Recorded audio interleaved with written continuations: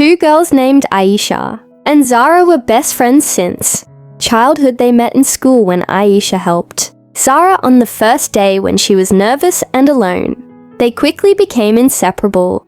They studied together, ate lunch together, and shared every dream they had. They promised each other that no matter where life took them, they would always stay best friends forever. They used to write each other letters and hide them in a small box under the big tree behind their school. That box was their secret treasure. As they grew older, their lives began to change. Aisha was brilliant and hardworking. She wanted to become a doctor. Zara was creative and full of emotions. She wanted to become a writer. Even though their dreams were different, their hearts were the same. They supported each other in every struggle. Whenever one of them was sad, the other would bring chocolate and say everything will be fine, just wait and see. After school, they joined different colleges. Aisha got busy with her medical studies, and Zara got lost in her writing. At first, they talked every day, but slowly their calls became less. Messages became rare, and the silence between them grew like an invisible wall. Zara often looked at her phone, waiting for Aisha's name to appear. Aisha too missed her, but every time she thought of calling her, she stopped thinking. Zara must be busy. They both missed each other deeply, but neither spoke up. One day, Zara saw Aisha in a cafe, laughing with new friends. She smiled and walked toward her, but before she reached the table, she heard one of Aisha's new friends say something, and they all laughed.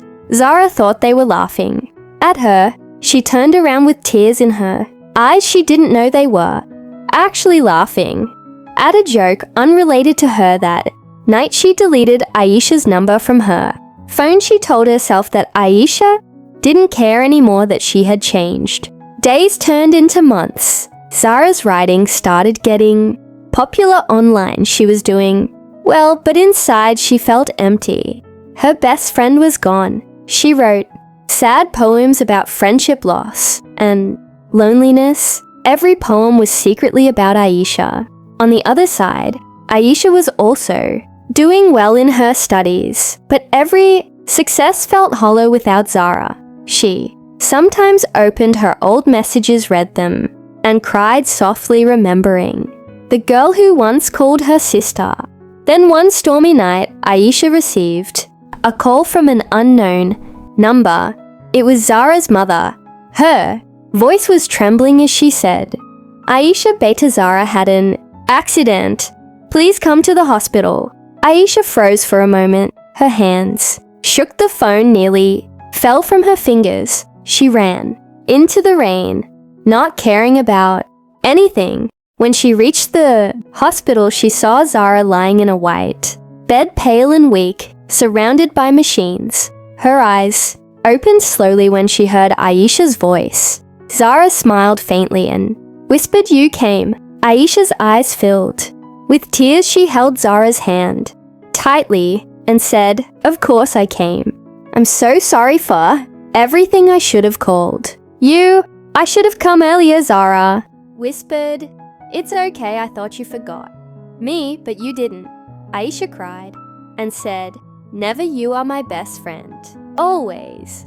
Zara coughed softly and tried to speak. "Promise me one thing. Finish my last story, the one in my diary." "I couldn't complete it." Aisha nodded and said, "I promise." Zara smiled one last time. Her eyes glowed softly. She whispered, "Thank you, my forever friend."